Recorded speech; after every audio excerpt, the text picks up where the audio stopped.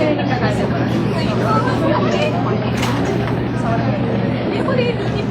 Ito na. Ang huling tula ay susulat ko para sa iyo. Pangako yan. At totoo, hindi ko alam kung magiging gaano kahaba o kung kaso ba sa isang pyesa, ilang pahina, ilang minuto, ang ihahaba, itatagal ito, kaya posibleng hindi ko agad makabisado, pero pangako yan. Ito na.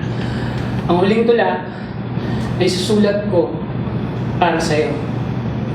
Itaga mo to sa bato. Abutin man ako ng umaga dito, hindi ko ipipikit ang mga matang ito. Uubusin ko ang lahat ng salita na posibleng tugma ng pangalan mo o anumang tawag ko sa iyo, mahal, sinta, irog, pangga, babe, BBQ. BBQ, babe, beb, asawa ko, mine, kulit, kapal, kubal, hayop, puta, puking inakalo pa ba? Wala akong pakialam. Kung abutin man ako ng ilang talata dito, pero hindi ko na pwedeng patirahin lang dito sa loob ko ang mga salitang ito, kaya pangako.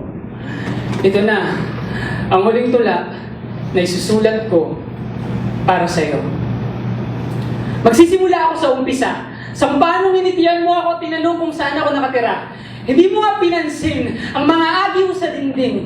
Hindi ka nga naitinag sa ibig na biglang dumating sa iyong pagbisita, pero hindi mo rin man lang tinignan ang mga libro na nasa tabi ng kama ko. Natutulog din. At tangi ko noong kapiling magsisimula ako sa umpisa. Sa kung paano niyakap mo ako nung sabihin ko sa iyong mahal kita. Sa kung paano hinalikan mo ako sa noo sabay sabi ng mahalaga ka. At ako naman tong si Tanga, tuwang-tuwa dahil hindi pa nalilinawan na ayaw ko na maging mahalaga. Ayaw ko na maging mahalaga. Hindi ako antikong salamin na matagal mo ng pag-aari na tinitignan mo lang para ipaalala sa sarili mo na maganda ka. Ayaw ko na maging mahalaga. Hindi ako telepono mong dudukutin lang sa bulsa kapag kailangan mo ng solusyon, sa kawalan mo ng koneksyon, sa mundo mong masyado ng malawak para bigyang atensyon ka pa. Ayaw ko na maging mahalaga. Hindi ako kwintas na isusuot mo lang sa piling-piling mga okasyon kapag mayroong mga sitwasyon na pakiramdam mo ay kulang ka pa. Hindi ako para ibalik sa loob ng isang kahon kapag matutulog ka na sa gabi, sa takot na masakal ka sa yakap ko kapag mahimbing ka na o ibalik sa loob ng isang kahon. At itabi sa sulok ng isang aparador sa takot na manakaw ako ng iba. Ayaw ko na maging mahalaga. Ang gusto ko ay mahalin. Ang kailangan ko ay mahalin. Kailangan ko na mahalin mo ako gaya ng kape mo sa umaga. Tanggap ang tamis at pait. Kailangan para sa init pero hindi isinasantabi dahil lang ng lamig na. Kailangan ko na mahalin mo ako gaya ng sarili mong opisina. Kabisado kung para saan ang ano. Kabisado kung saan nakatago ang alin. Kabisado ang mga pinatago kong patalim, silbi, dumi, lihim. Patalim, silbi, dumi, lihim. Kailangan ko na mahalin mo ako gaya ng unan mo sa gabi, niyayakap sa ginaw, sinasandalan kahit na mainit, binubulungan ng mga pinakatatago mong panaginip. Ayaw ko na maging mahalaga. Ang gusto ko ay mahalin. Ang kailangan ko ay mahalin. At nagsulat ako noon para lang mahalin mo. Kaya patawad, pero magsusulat ako hanggang sa maubos ko ang lahat ng salita na posibleng tugma ng pangalan mo. Patawad, pero magsusulat ako para patawarin mo. Dahil minsan, may nakapagsabi sa akin na ang taong hindi raw marunong magpatawad ay hindi makapagsusulat. Kaya mahal, sa pagkakataong ito, sa huling pagkakataon na magsusulat ako ng tula para sa iyo, gumawa tayo ng kasunduan.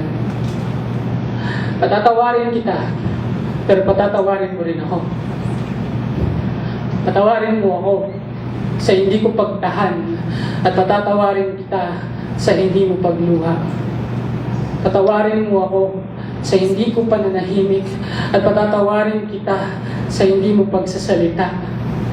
Patawarin mo ako sa hindi ko pag-alis at patatawarin kita sa hindi mo pananatili. Patawarin mo ako sa hindi ko sa iyo paglimot at patatawarin kita sa hindi mo sa akin pagpili, mahal. Gumawa tayo ng kasunduan. Patatawarin kita, pero patatawarin mo rin ako. Patawarin mo ako sa hindi ko pagbitiw at patatawarin kita sa hindi mo pagkapit. Patawarin mo ako sa hindi ko paglayo at patatawarin kita sa hindi mo paglapit. Patawarin mo ako sa hindi ko pagsuko at patatawarin kita sa hindi mo pagsugal. At patawarin mo ako sa hindi ko pagkabuhi sa iyo at patatawarin kita sa hindi mo sa akin pagmamahal-mahal. Gumawa tayo ng kasunduan. Patatawarin kita, pero patatawarin mo rin ako. Para sa wakas, matapos ko na itong tula na masyado nang matagal na nakatira dito at patawad. Kung magiging masyadong mahaba at marami masyadong buladas, pero pangako, huli na to, huli na to, huli na to, huli na to. Magsisimula ako uli sa umpisa. So kung paano initian mo ako, tinanong kung saan ako nakatira. Magsisimula ako uli sa umpisa. So kung paano initian mo ako. Magsisimula ako uli sa umpisa. Magsisimula ako uli. Magsisimula ako. Ito na, ang huling tula na isusulat ko para sa iyo. Mayle. Ito na, ang huling tula na isinulat ko tungkol sa iyo.